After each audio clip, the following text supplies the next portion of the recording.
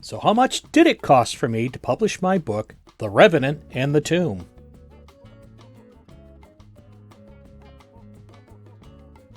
Now that the book is out, let's discuss the financial part of being your own publisher. The master of your fate, the captain of your ship, or whatever. I'll break down the cost by function. Mind you, this is just the cost to do the ebook and the paperback. It does not include doing a hardback edition, audiobook editions, or promotional costs.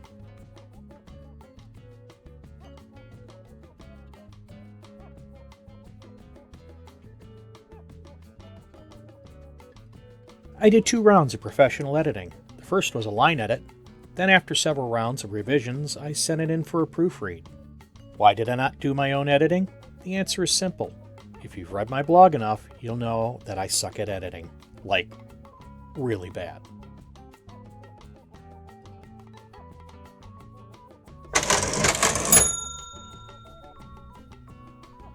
Author's note. Mind you, this is on the low side of editing costs. Relatively speaking, it's a small book. The cost for editing on my next book will undoubtedly be higher.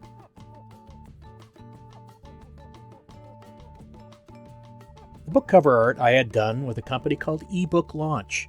Their site had a money-back guarantee, but that still didn't keep me from sweating bullets. You have to pay them the entire balance in advance prior to commencing the work. And generally, the only people who make you do that are scam artists. But I have to say, they did a superior job. A lot of people liked the cover, so it was money well spent, in my opinion.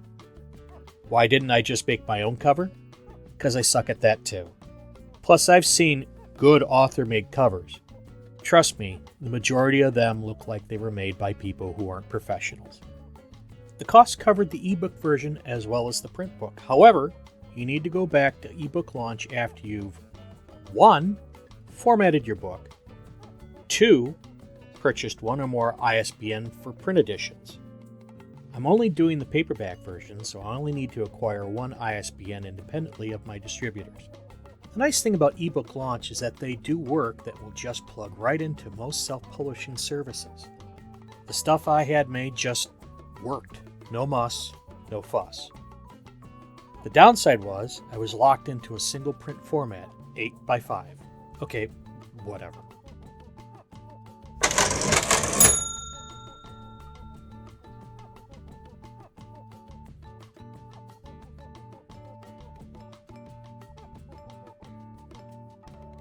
At some point I had to determine who was going to distribute all the formats of my books.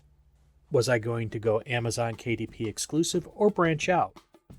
And who would be doing my distribution if I decided to not go KDP exclusive? First, exclusivity in the age of tech lords banning people from their platforms just screams dumb idea. So goodbye KDP exclusive. The last thing I want is a bunch of butthurt maniacs shutting me down because I'm not woke enough. It's part of the reason why I have half a dozen social media accounts. KDP's exclusive perks aren't incentive enough for me to potentially slit my own throat. There are a bunch of services that will put you in a variety of online storefronts. However, after doing a little bit of research, I decided on Draft to Digital. They seem to offer me the best cut of the revenue, and I've heard a lot of good things about their service. However, Draft to Digital doesn't have a print-on-demand service. Well, not really. They had a beta program going on, but I wasn't about to put my debut in the hands of a service still in its testing phase. So that led me to Ingram Spark for POD. I knew comic people that used Ingram Spark, and they had nothing bad to say about the print quality. Not so much for the customer service, I might add. I will say this, Ingram Spark's web user interface sucks. If something goes wrong and you try to back stuff out, nothing clears.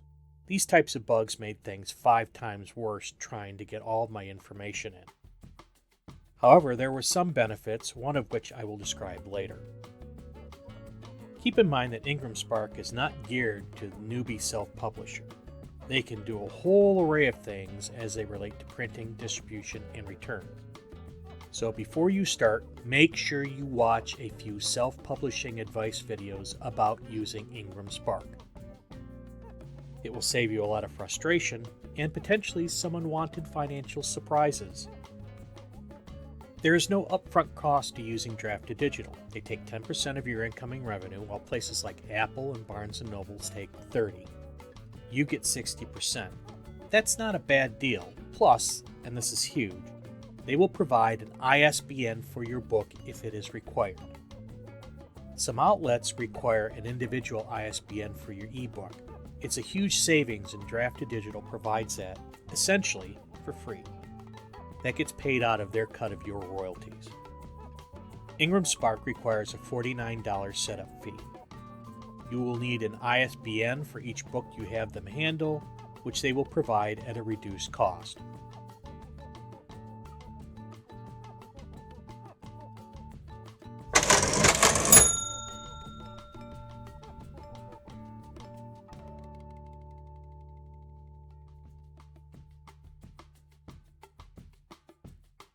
Technically, an ebook doesn't need an ISBN, though some outlets require one. A print book, technically, doesn't need an ISBN, though I doubt any outlet would sell a paperback without one. The cost for a single ISBN was something like $135 US. This made me choke. It's a frickin' number, not a set of steak knives. Draft to Digital supplied what I needed for free. Ingram Spark offered a discounted ISBN for $85, so I jumped on that.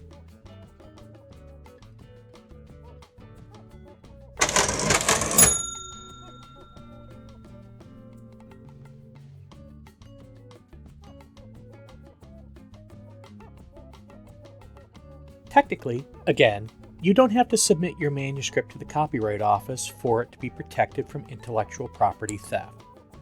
But if you don't register and there is a legal battle, not having one makes everything messier. And no, mailing your manuscript to yourself doesn't protect you. The copyright website explains this in some detail. Having your work recorded in the Library of Congress puts it in an official record. Copyright law does and doesn't protect you by default. So, register and be assured that your rights are secured.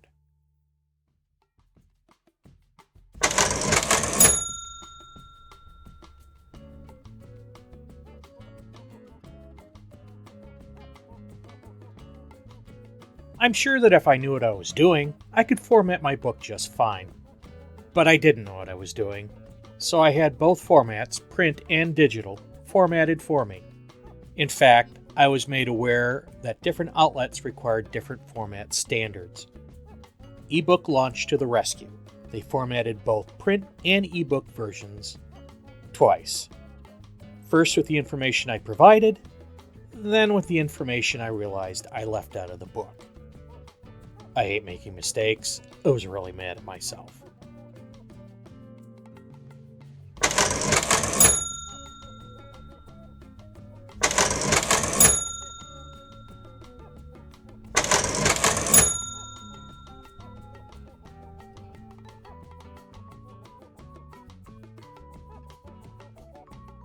So let's tally up the numbers, shall we?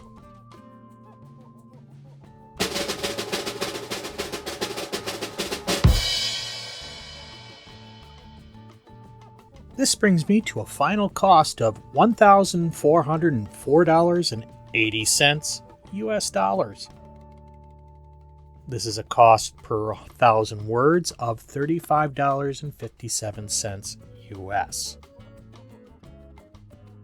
Now, those numbers don't include any promotional costs or any of the other insane crap that I've been doing thus far.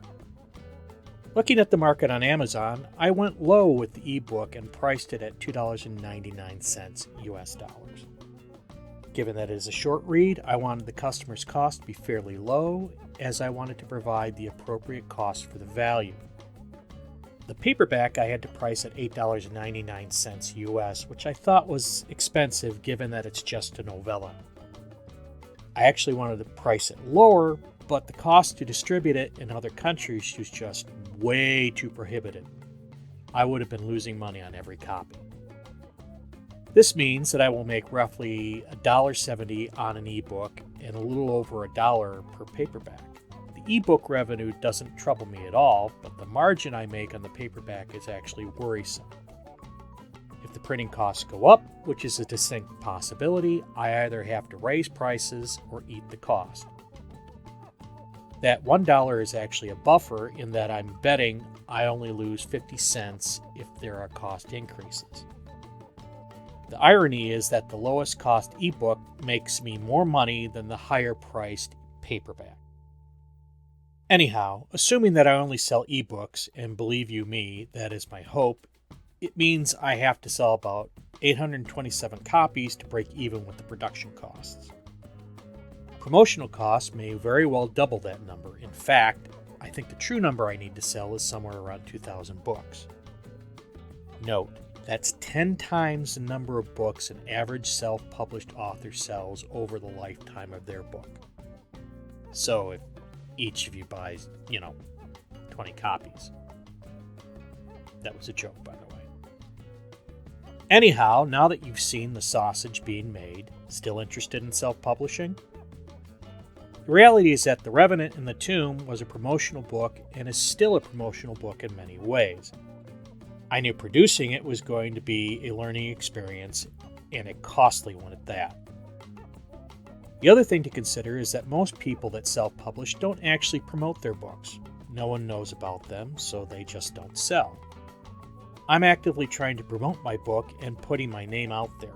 I'm sure I have a few painful lessons yet to be learned, but this is a short-term cost for a much longer-term goal.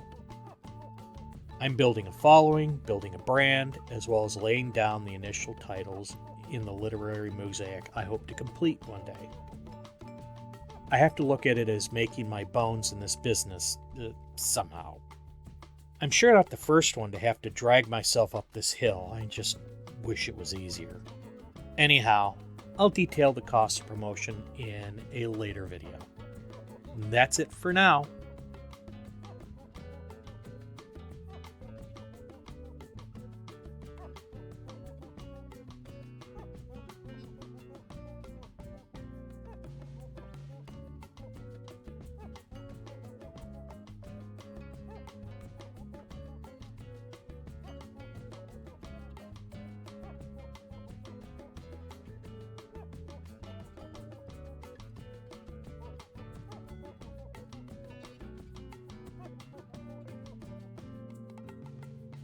Please like and share and purchase your copy of The Revenant and the Tomb.